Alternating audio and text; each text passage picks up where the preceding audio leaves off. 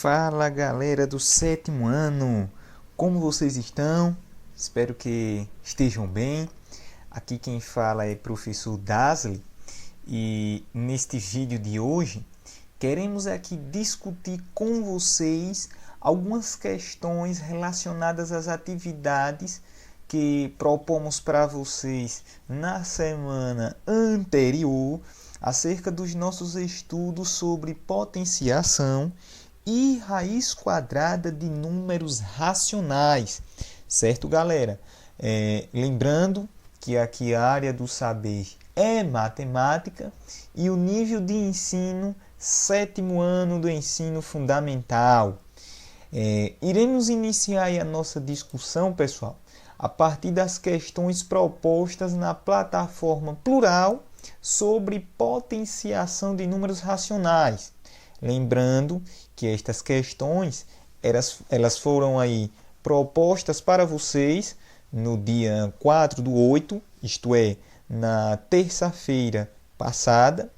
E, além disso, nós já discutimos aí 5 destas questões, restando aí as questões 6 e 7. Certo, pessoal? Ao todo foram 7 questões propostas e hoje iremos discutir com vocês aí as duas últimas questões, a questão de número 6 e a questão de número 7.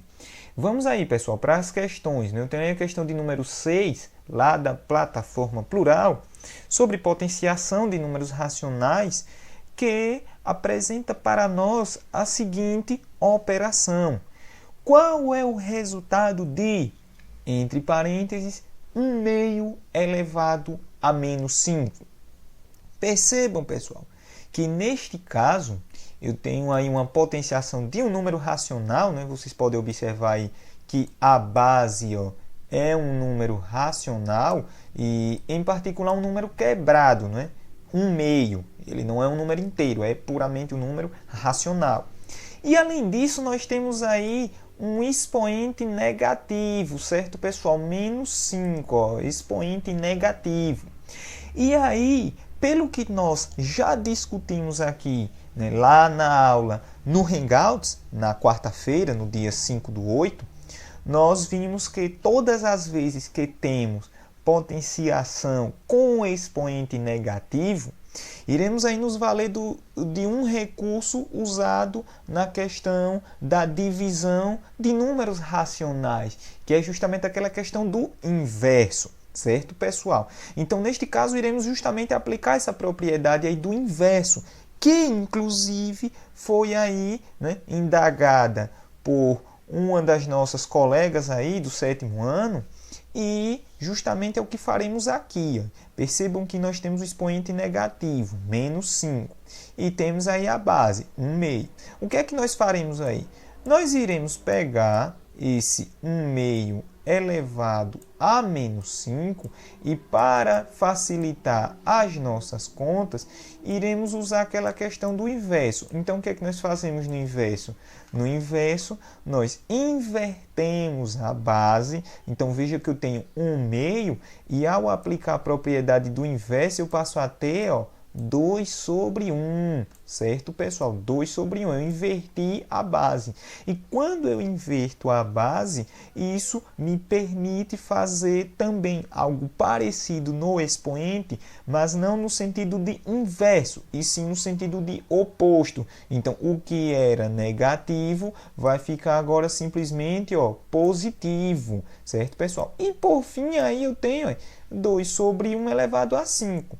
Percebam que 2/1, essa fração aqui, na verdade, ela é justamente quem? O próprio número 2, certo, pessoal? Até porque toda fração é uma divisão, então 2 dividido por 1 dá 2, e eu fico simplesmente com quem? 2 elevado a 5. E essa é bem tranquila, né, pessoal? O número 2 multiplicado por ele mesmo 5 vezes, ou seja, vou obter aí 32, certo, pessoal? Portanto, item C. Certo, pessoal? 2 elevado a 5, 32. Em outras palavras, 1/2 elevado a menos 5, também 32.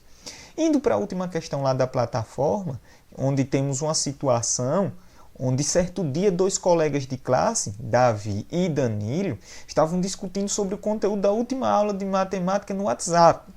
Danilo ele afirmou que 2 elevado a menos 2 é o que? Maior que 2 elevado a quem? Menos 3. Mas Davi discordava. Quem é que estava correto? Danilo ou Davi? E aí, galerinha, vamos levar em consideração o que nós fizemos ainda há pouco aqui com essa questão do expoente negativo. Lembrando que todas as vezes que nós temos o expoente negativo, trabalhamos a questão do inverso, certo, pessoal? Então, apesar de essas bases não apresentarem aí inicialmente os seus denominadores, já sabemos aí que todas as vezes que o denominador não aparecer, é porque ele é quanto? Isso, ouvi daqui, viu? Ele é 1. Todas as vezes que o denominador não aparece, é porque ele é 1, certo, pessoal? E automaticamente, se eu tinha 2 elevado a menos 2, agora eu passo a ter 2 sobre 1 elevado a menos 2. Aqui, se eu tinha 2 sobre 1 elevado a menos 3, eu passo a ter 2 sobre 1 elevado a menos 3. Certo, pessoal? E aí, andando nessas contas, eu vou ter o quê? Pelo que nós acabamos de ver, todas as vezes que eu tenho a base em um número racional e o expoente negativo, eu inverto a base e troco o expoente negativo por seu oposto. Então, aqui, se eu tenho 2 sobre 1 elevado a menos 2, eu vou passar a ter que eu inverto a base. Invertendo a base, eu vou obter agora 1 meio. Inclusive, é o contrário, né, pessoal, do que nós fizemos ainda há pouco lá na questão anterior. 1 meio, e isso me dá o direito de trocar o expoente por seu oposto. Isto é, 2. Certo, galerinha? E vamos ver se realmente, né, isso de fato é o que? Maior que quem? Vou usar a mesma ideia. Inverto a base, então vou ficar aí com 1 meio elevado ao oposto do expoente, ou seja, 3. Certo, galerinha? E será que realmente essa desigualdade aí é verídica? Vamos verificar. 1 meio elevado a 2. Essa tranquila, né, pessoal? Vou ter 1 meio multiplicado por ele mesmo 2 vezes. Ou seja, 1 meio, né? Lembrando que toda potenciação é uma multiplicação de fatores iguais. Então, eu vou ter 1 meio vezes 1 meio. Ou seja, 1 meio multiplicado por ele mesmo 2 vezes. E aí, lembrando, pessoal, que nesse caso de multiplicação de números racionais na forma fracionária, eu multiplico numerador por numerador, denominador por denominador. Então, vou obter aí 1, certo? E no denominador, quem? 4, certo, galerinha? Ou seja, 1 quarto. Será que isso realmente é maior do que a outra fração aqui, o resultado obtido dessa potenciação?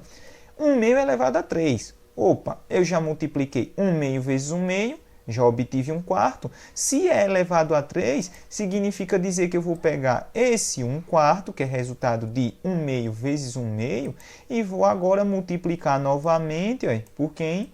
Por 1 meio, certo, pessoal? 1 meio multiplicado por ele mesmo 3 vezes, né? Lembrando que as operações de multiplicação em números racionais na forma fracionária funciona tranquilamente. Multiplico todos os numeradores, resultado vai para o numerador. Nesse caso aí vou obter 1, de novo, né? Um elemento neutro. Posso multiplicar 1 n vezes, vou obter 1.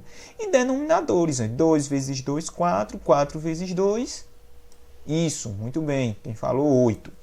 Aí agora, pessoal, será que 1 quarto é de fato maior que 1 oitavo? Isso aqui é bem interessante, porque se nós olharmos do jeito que aparece aqui, parece que isso aí é falso. Ou seja, na verdade, 1 oitavo é maior do que 1 quarto. E isso quando nós olhamos só naquele primeiro olhar, não é? Só que nós temos que ter cuidado com essas questões, certo, pessoal?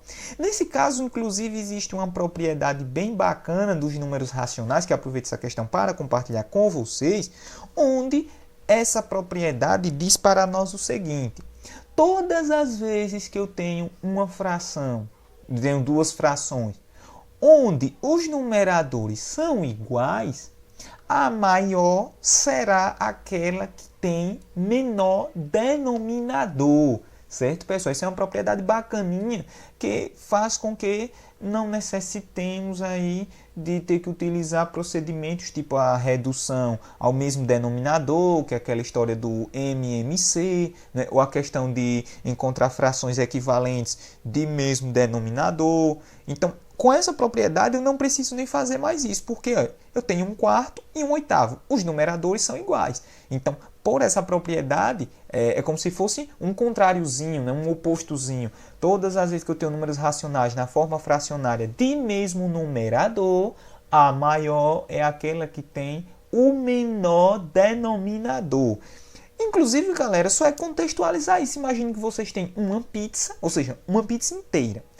E em uma situação, vocês dividem ela em 4 pedaços. Em outra situação, vocês dividem ela em 8 pedaços.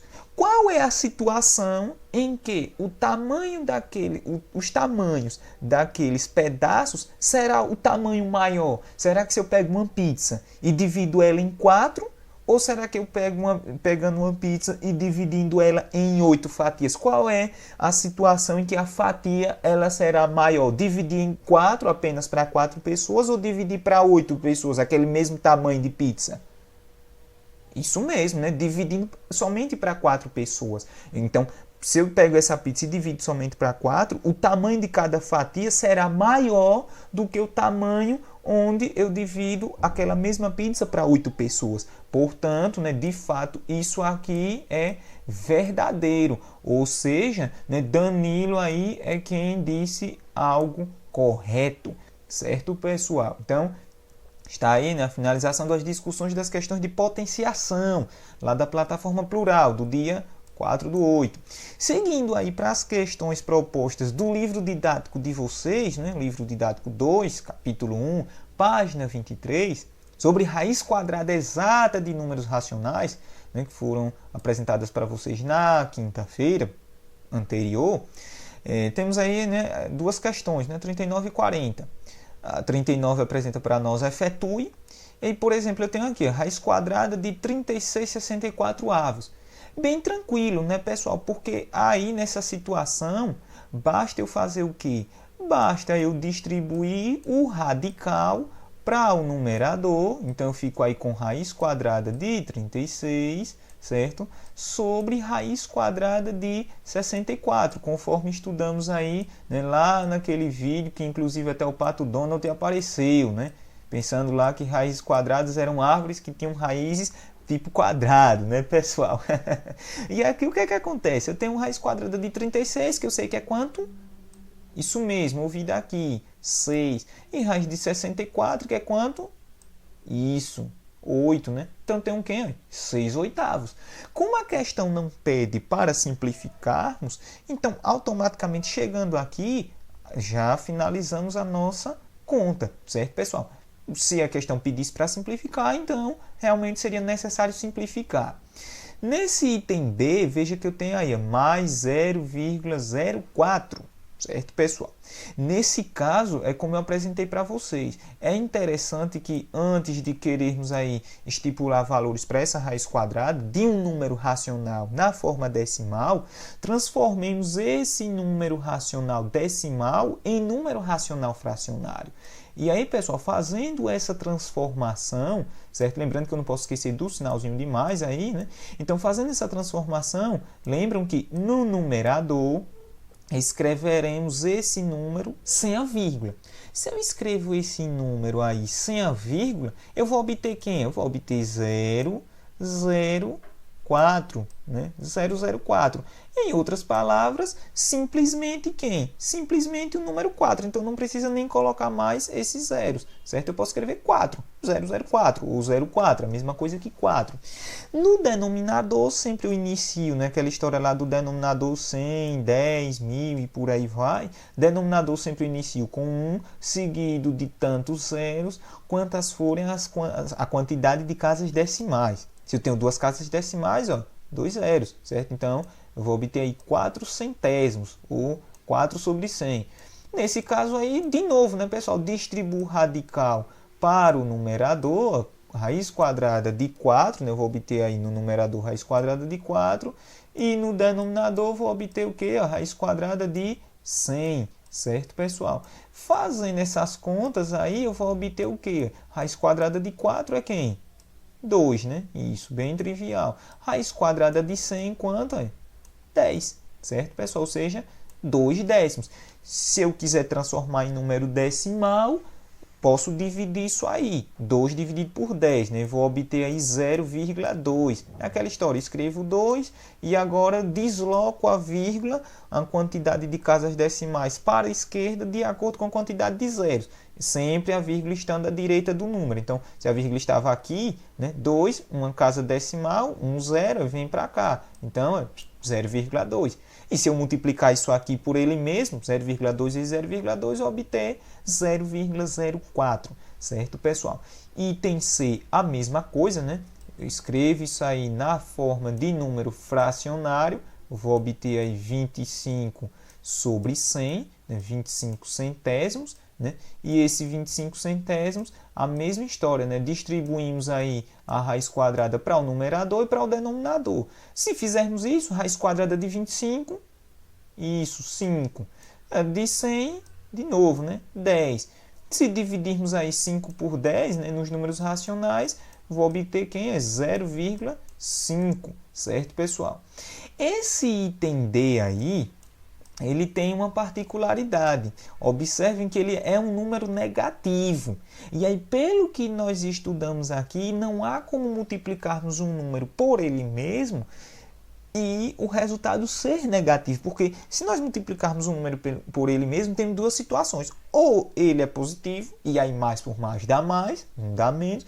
E mesmo que ele seja negativo, se eu multiplico ele por ele mesmo, então menos por menos mais. Então, de qualquer forma, não tem como encontrar uma potenciação de expoente 2, um resultado sendo negativo. Porque eu estou multiplicando sinais iguais. E multiplicação de sinais iguais, o resultado é sempre positivo, certo, pessoal? Então, nesse caso aí, nós vamos dizer o quê? Que isso não existe, certo, pessoal? Esse tipo de situação aí não existe, certo, pessoal? Nesse item aí, né, eu tenho um número misto. Então, a ideia é que transformemos esse número misto em fração imprópria, inclusive procedendo dessa maneira, né? Lembrando, né, uma maneira é multiplicando denominador pela parte inteira. Então, vou obter aí 1 vezes 9, 9. E esse resultado eu adiciono ao numerador, ou seja, 7. Obtendo aí, né, 9 mais 7, 16. E o denominador eu conservo o que aparece aí, ou seja, 9. Opa, tenho aí uma raiz quadrada de mais 16 nonos, né? Tranquila, né? Raiz quadrada de 16, 4, 9, 3, né? Então, 4 terços. E por fim, né, o item F aí, vou deixar aí como uma tarefinha para vocês, certo, pessoal? E partindo aí para a questão 40, percebam que nós temos aí expressões numéricas, certo, galera? Com números racionais, tanto na forma de fração como na forma decimal. Eu vou trabalhar aqui com vocês, né, esse item A, primeiramente. Certo? Então, vejam que eu tenho aí duas raízes quadradas, ó, raiz quadrada de 1,69 e raiz quadrada de 0,81, né, 0,81. Então, eu tenho que, primeiro, para poder facilitar as minhas contas, trabalhar essas raízes quadradas separadamente, certo, pessoal? Então, eu trabalho aí primeiro raiz quadrada de 1,69, né? E aí, lembrando, né, eu transformo em fração. Transformando em fração, eu vou obter aí 169 centésimos, né? Duas casas decimais, então 2 zeros. E extraindo a raiz quadrada disso aí, eu vou obter a raiz quadrada de 169, né? 13. Se eu multiplico 13 vezes 13 dá 169. E a raiz quadrada de 110. Né? Então, eu já sei que a raiz quadrada de 1,69 é 13 décimos, certo, pessoal? Então, lá na expressão, quando eu for voltar para realizar minhas contas, então eu tenho 1 meio vezes quem? Vezes o resultado dessa raiz quadrada, ou seja, 13 décimos, certo, pessoal?